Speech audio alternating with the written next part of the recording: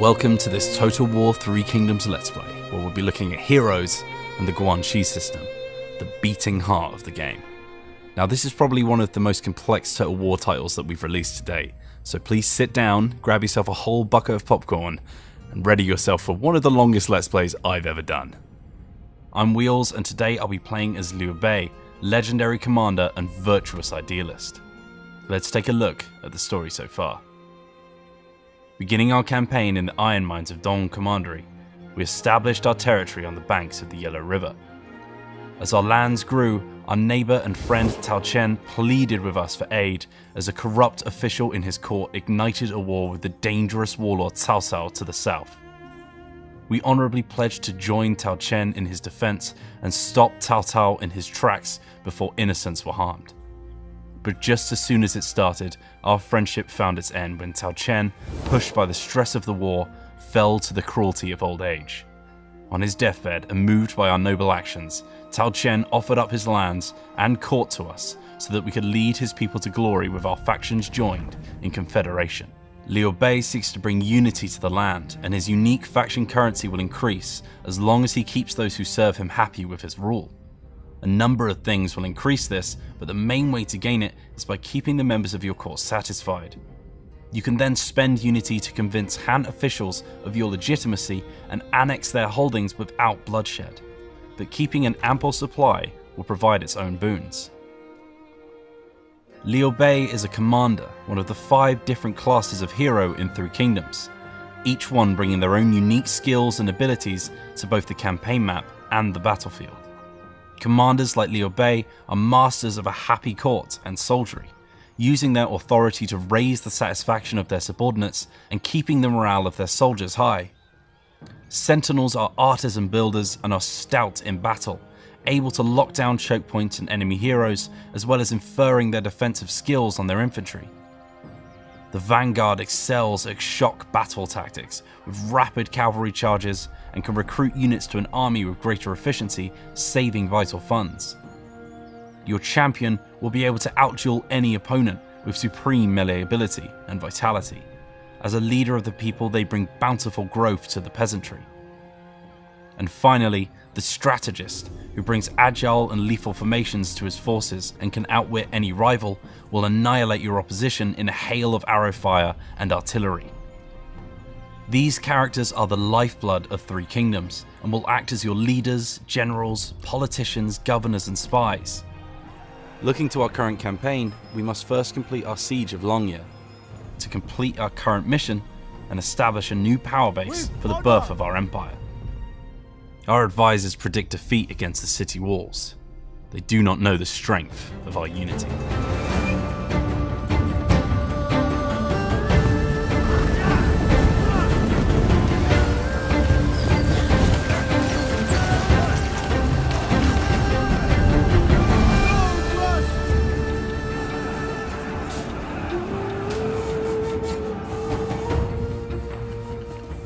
Victory is ours, and these puppets of the tyrant Dong Zhuo threaten us no longer. With that, our mission is successful, and we can now look to strengthen our position further. After that well-fought battle, Liu Bei and his timeless ally Zhang Fei have gained a new rank. Each class of character comes with their own unique skill tree, granting a variety of powerful effects. Depending on the type of person they are, different characters of the same class can start in different areas of the skill tree. My recently espoused wife, for example, starts more centrally due to her nature as an outsider. Skills can affect a wide variety of things depending on how your character is deployed. Some will affect the combat skills of their personal retinues, or be applied to the entire army that a character is deployed in. Some will give bonuses to the lands that a character governs, and others will give powerful abilities to your character in combat. All of these skills, however, will improve the 5 attributes that are the makeup of all the characters in Total War Three Kingdoms. A character's attributes define their effectiveness in different aspects of your campaign. For example, as a commander, Liu Bei is naturally authoritative, giving a huge boost to the morale of his retinue and a faction-wide benefit to the satisfaction of the members of his court. The instinctive Zhongfei, however, brings a huge bonus to his damage dealing ability and can help cut costs when mustering forces. If we increase Zhongfei's instinct by investing in the Fury skill, we can see those benefits improve. Characters are not one-dimensional though, and by investing in the right skills and giving the right equipment, a Vanguard can be just as authoritative as their commander companions. The way in which you manage these characters is at the heart of everything in Total War Three Kingdoms. They are the most important and powerful assets your faction has, and potentially the most dangerous forces you'll have to deal with in your campaign. Speaking of managing our characters, after the big merger with the late Tao Chen's faction, a few new faces have joined our court. Though some have begun to adapt to life under my rule, Tao Shang's employment has not been as smooth. As the previous heir to Tao Chen's throne, Tao Shang is understandably vexed after being demoted to a low-level court position under my rule when his father passed away, leaving his lands to me. Because of this, he now harbours an internal resentment towards my court and has taken a huge hit to his satisfaction. His time in my court may not last long. For now, we'll end the turn and see what becomes of him in the winter.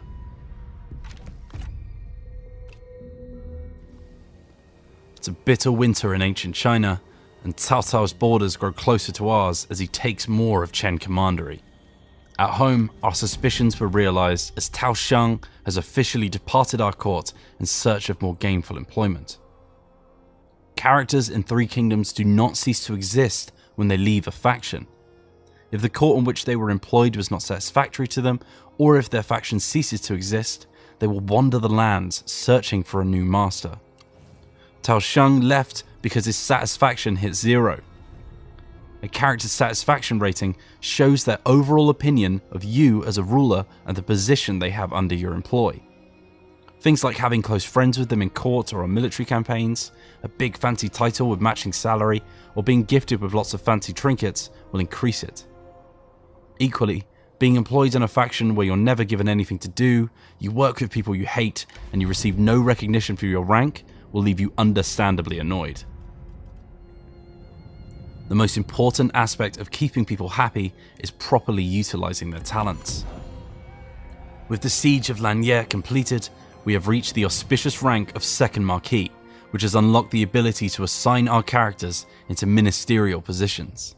Let's open up the court screen and take a look. From the court screen, we can see all the available positions in our fledgling empire, with further positions being unlocked as our faction rank grows. On the right, we have all the characters willing to offer up their services to our court and the price it takes to hire them. These characters could be newly formed heroes awaiting their first opportunities, or ex-members of some prestigious court seeking a new master. Equally, they could be enemy spies attempting to infiltrate our halls. At the bottom, we have all the nobles that currently fly our banners, including my sworn brothers, my wife, and the new nobles that join me in the Confederation. More importantly, right in the middle of the screen is the hierarchy of power in our faction, with the legendary Liu Bei himself right at the top as the faction leader. Either side of him are the highest stations that characters in your faction can achieve: the heir to your throne and the Prime Minister. These roles will define the DNA of your faction, as any bonuses that your characters would bestow on your entire court if they were the leader of the faction will also take effect when given the role of heir or Prime Minister. By opening up our family tree, we can see that I currently have no son or daughter to take my place should I perish in battle. I could adopt one of my court nobles into my family and name them the heir to my holdings, but the costs of the paperwork are a bit out of my reach at the moment. My wife, however, is already eligible, and as a commander, her authority is quite high in comparison to the other candidates, making her a natural fit with the faction-wide satisfaction bonus it brings. As my wife is my only real relative in the faction, no one should turn their noses up at her new position. But should a new heir be born in the future, natural competition will start to arise in my family for the throne. If we look back at the court, we still have a few positions to fill, so let's peruse the candidates that we have on offer. From looking at the character list, we can see straight away that my brother-in-arms Zhongfei is not quite as satisfied with his position as Guan Yu. This is due to one of the other key defining elements of characters, their traits. By looking at Guanyu's traits, we can see that his fraternal nature is providing him with a natural affinity with those around him, making him more likely to stick around. Not only that, but as a man of honor, he refuses to let his ambitions get away from him, which is why even though my two sworn brothers share the same rank, Zhongfei's desire for a higher rank in court is providing more dissatisfaction than Guanyu's. The majority of traits will add to or take away from a character's stats, and some may also provide additional effects, like Guanyu's intimidating nature allowing him to scare enemies on the battlefield, or Gu Peishe's superstitious nature randomly triggering events for the faction. Let's go back to our court screen and assign a new Chancellor. As Zhongfei is the most aggrieved by his lack of title, he seems like a good choice for the role. His new position of Chancellor will provide us with a faction-wide benefit to public order and the income that we receive from the peasantry. This role is quite prestigious, and it will keep him happy with his position all the way up to rank 8. After that, he will start to covet a higher position, and his satisfaction will once again start to waver. Satisfaction for your small council members is extremely important, as a noble of his stature leaving your court will trigger a full-blown civil war in your lands, so select your council carefully. We can remove him from his position in the future, but doing so would cause a huge rift between you and the character. With his brand new position, Zhongfei is now absolutely ecstatic. Let's hope that his drunken buffoonery doesn't make me regret my decisions. With Zhongfei now appointed as our new Chancellor, his wages have increased considerably. Seeing as his satisfaction is through the roof after his new position in the council, I reckon we can exploit his goodwill to drop his title rank a few pegs, and with it, his wage. Perfect. That's put us back in the black, even if only momentarily. Should we wish to raise the satisfaction of another character in the future, and we need a quick fix, doing the opposite and raising a character's title is a good way to score some brownie points, though an increase in rank is a little more costly, as you can see. Now that we have our first council member waiting to serve, let's put him to work in his new role. As a member of the faction council, Zhongfei can provide us with special missions to enact every 5 turns, based on what he thinks needs improving around the kingdom. As a vanguard, Zhongfei is primarily focused on the military, and he spotted a weakness on our border closest to the forces of Cao Cao. Without an army looking to the south, Cao Cao could sneak into our territory and take us by surprise. Thanks Zhongfei, we'll head out immediately. I'm quickly going to move our force to Pengcheng to make sure we have someone on the front lines should Cao Cao decide to march on our lands. But for now, let's end the turn and bid goodbye to this harsh winter. Contemplation is required.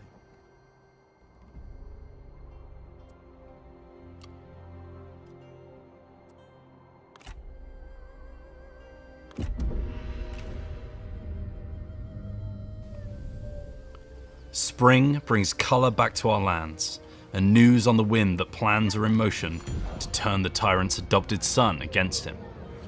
Closer to home though, more troubling events have taken place. The conniving warmonger of Cao Cao has laid waste to our southern neighbours, and now he builds his forces in Pengcheng, waiting to enact a second assault on our lands. And mustering just outside the town walls is a familiar but not welcome sight. Tao Shong, previous heir to Tao Chen's lands, has not just left our court, but joined Cao Cao's forces to enact his revenge against us. Here he lays, assembling his forces, waiting for a chance to strike. If we let them continue to build their armies, we'll soon be overwhelmed. We need to make plans to stop them in their tracks, and fast. Before that though, let's make sure the situation at home is stable. Over the passing of the seasons, a new follower joined our court. A scholar that can improve the rate at which our heroes learn new skills. This follower is one of the many different ancillary items that you'll be able to equip your heroes with during your campaigns. Broken down into their battle equipment, their trusty steed, their trusted companions, and the trinkets they hold. The weapons your character hold, for example, will change their fighting style in battle. Equipping dual Jian will increase their damage output, but reduce the effectiveness of dodging blows that comes with having a spare hand free. As a commander, Liu Bei can only equip the items that match his class, and as such, the mighty halberd and spear that his brothers bring into the fray are unavailable to him. All ancillaries come in different levels of quality, ranging from common all the way up to the unique and powerful items known throughout the land. The scholar that has just joined us only applies his effect when equipped on a faction leader, heir, or prime minister, so let's add him to Liu Bei's roster and start improving our generals and governors. We have another follower here, the Law Enforcer, who would be perfect for improving public order in our lands, but Liu Bei only has room for one follower, so we'll have to turn to my wife and recently anointed heir to oversee him. Seems the Law Enforcer is part of the martial law set. Ancillaries in Three Kingdoms can be combined with other complementary items to give further benefits to those who equip the whole set. Unfortunately, we don't have this particular text, so we'll have to keep an eye out for it as we continue our campaign. Whilst we're giving out the treasures of our faction, we should look towards our upcoming battle with Cao Cao and start equipping our generals to give us as much of an advantage as we can take. This stone axe accessory seems a perfect fit for Zhong Fei. With its increase in instinct, it will also increase the damage output of our front lines. For Liu Bei, this text on the methods of the Sima will increase his cunning, which will give his unique E-archers some additional ammunition, as well as also increasing the army's military supplies each turn, which will allow us to survive a lengthier campaign. One of the followers that we didn't assign was this Diviner. His foretelling of victory should improve the morale of our soldiers, but we can only benefit from his effects if the character he is equipped to is leading their army. At the moment, Liu Bei is currently the commander of his force, denoted by his leftmost position in the unit bar at the bottom here. As he's already using his follower slot, we can reassign one of our sub-commanders to the head of the army. To see who would be a better fit, we can open up the effects panel for a catch-all list of every single effect this character gives and when.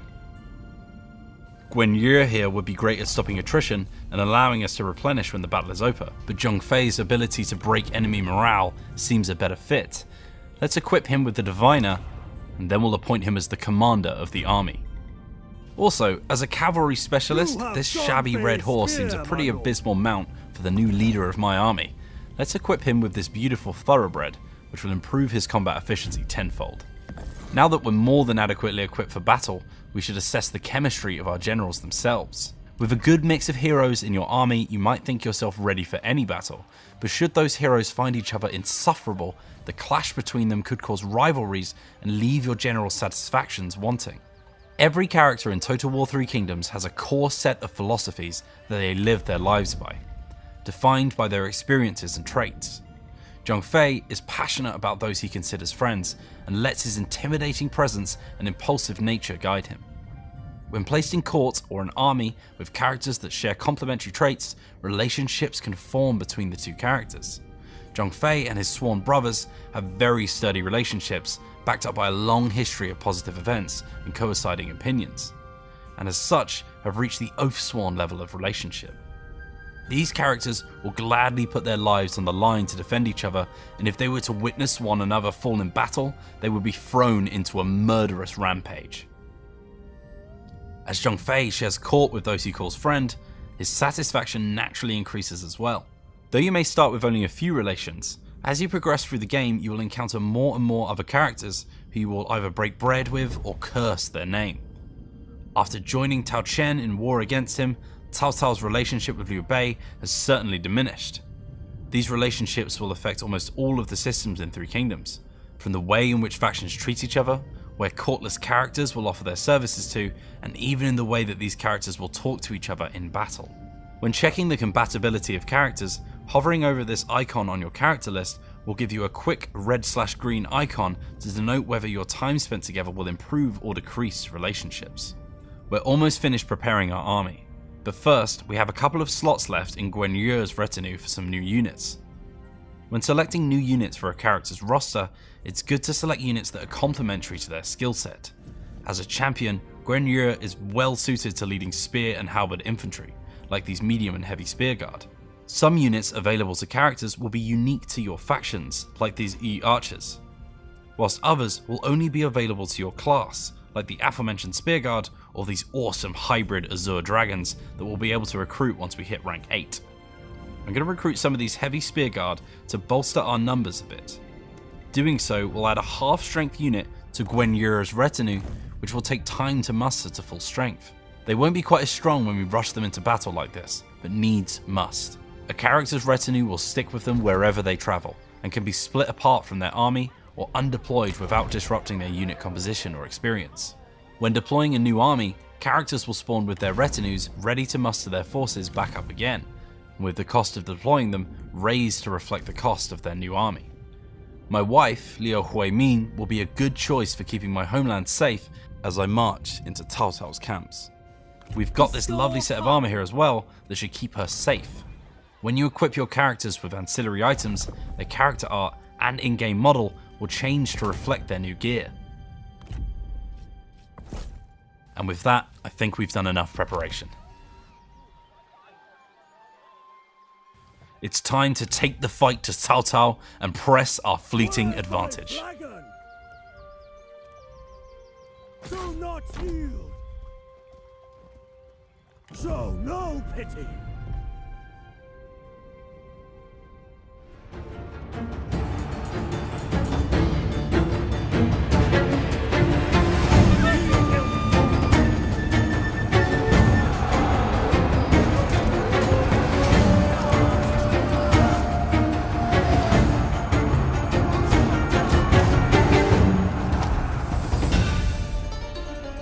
Our siege was costly, but we have emerged victorious. And although that coward Cao Cao has escaped our clutches, his 3 sub-commanders lay defeated and held at spear point. When you capture an enemy general in combat, their lives are in your hands. By executing them, they will be permanently defeated, and any ancillaries they brought with them to battle are yours for the taking. This is seen as an act of barbarity amongst your peers though, further destroying your diplomatic relations with your enemy.